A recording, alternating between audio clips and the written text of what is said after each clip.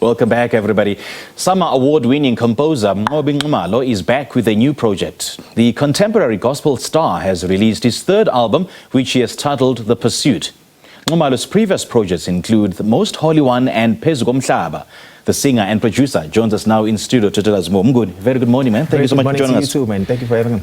Good to see you. Good to see you. Let's talk about The Pursuit. What's that all about? The Pursuit is my first live album. I think, like a lot of artists, they got to make a lot of music during lockdown. So a lot of these songs are songs that were written during that time. Yes. The minute lockdown was over, I was like, no, why not put this on stage instead of always going back to studio. I think it was just overdue for a live recording. Sure. And there's something about a live recording, man. There's just something that I don't know, but there's just something about it. And I see so many artists are now taking the live recording route. So from now on, is that what you'll be doing? I'm probably going to go back to studio, because what I'm trying to do is also do a bit of international travel and record in different places. So in terms of putting all the music together that you record in different places, eventually you are going to have to go back to studio. But live is the way to go, because you also give your audience a bit of an experience more than just being hidden and making music from the corners, and then you give it to them as a finished product. So they are also part of the making of the project. Right. So how does it differ from your two previous works? I mean, did you change your approach in this particular project in terms of your musical style and everything else? Yes, I think this one was more contemporary, and because it had so many producers and so many heads putting their heads together to put it together. Most of the time in studio, I'm the producer, I'm the piano player, I'm the drummer, I'm the bassist, I'm the one mixing. I DIY a lot of things, but now, because now it's something that has to be done live, so it's like a lot of people are there at the same time in sync, making one song at the same time. So I think that really makes up for a lot. And just the fact that there are people sitting there and actually getting to experience the birth of the music is also quite an experience as well. And the significance of the title, The Pursuit? I think for me, it was a time where now it was not just about making gospel music. It was about, what does it say to me? What does it do for me? And what is it that I need to embody from the music that people can use as a testament of, this guy actually is not just singing, but I live what I make.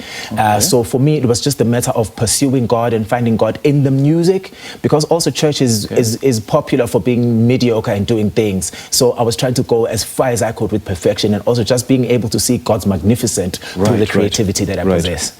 And I see that the album explores, issues around spirituality and faith. So what are your views in terms of making music that speaks the language of Christianity, and I mean the language of the word? I think that it's not everybody who wants to go to church. People don't want to go to church for many reasons. The type of church, the rules that the church brings up. We can all agree and disagree about many things. But I think music is that one universal language that we can all agree to, that when you're sad, when you're happy, or when you try to achieve something in your life, music is just one nudge that really helps you navigate. So it's not everybody who's going to open the Bible, but everybody listens to music. And if music can make a way in reaching the people that don't necessarily want to do those things, then why not? And I see that some of your songs are a little bit abstract, I would say, because people can strike a particular resonance with that song, because that song speaks to people a different way. So what does it say to you? I mean, what does this song mean to you? I would say that first of all, that has taught me that I'm not meant to make music for church people necessarily, but any soul that seeks to find God in any way. So in terms of sound, in terms of timbre, and all these other elements that I have to borrow from other genres, it kind of helps it easy for them to take it down, and then take it down with the message as well. And so would you classify it as praise or worship? I would say contemporary gospel. Contemporary gospel? Contemporary gospel, Share more details about what contemporary gospel is. I would say praise, a lot of people associate praise with the fast song and then worship with the slow song.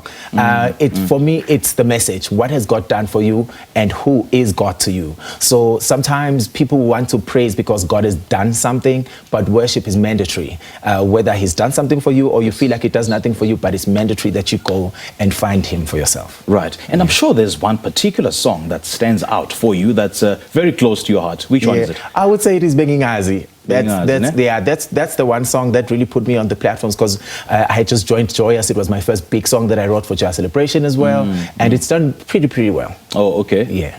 And seeing that you're also a music writer, you're a composer, you're a singer, so which one would you say really catapulted you to be the Mnqobi Nxumalo that you are today? I would say the vocal coach. The vocal coach. The vocal coach, because I mean, I've met a lot of artists and I've worked with a lot of big artists from a vocal coach point of view. And then next thing, oh, he can sing too, oh, he can write too, but the vocal coaching is the one. Okay. Yeah. Okay. And where to from here? Are you going to be looking to producing single after single, or are you still going to focus on producing albums? Well, I've gone into theatre production as well. I recently started with The Lion King in Hong Kong. Wow. So I'm the associate casting director for SA. Well done. Thank you. So I'm sort of going into production. I really enjoy production, being behind the scenes. It's just that for somehow I can sing. Yes. So then I find myself in front of the camera. So you have to squeeze it in there. Yes, I have to squeeze it in there, and it makes a lot of noise. But other than this, I think I'm more behind the scene and into production, sound production, video production, and that's where I want to go. In fact, this was my first product as executive producer. Oh, okay. Yes. Okay. And how did that one go? Very Being well. the first Very baby, well. you know? I mean, I've been nominated for the Crown Awards. I've got a couple of things that really say to me I did a fairly good job. Yeah. Yeah. And I see that you worked with quite a number of artists on this particular project. So who are they, and how did that collaboration go? Okay, so I've worked with Mnqobi Nxumalo, I worked with Mnqobi Nxumalo, Mabaso, Denton Whitley from the United States. He literally just came here to do a song and then vamoshed. I've also really quite a lot of support, because most of the singers, it's almost like an all-star band, like Yonezi Popiri. So most of the people from there are from Joy Celebration, some you've seen on Benjamin Dube. So it's like really a combination of a lot of stars. All right, let's leave it there, and we'll hear more music from you in just a moment. Great chatting to you. Thank you. Thank you.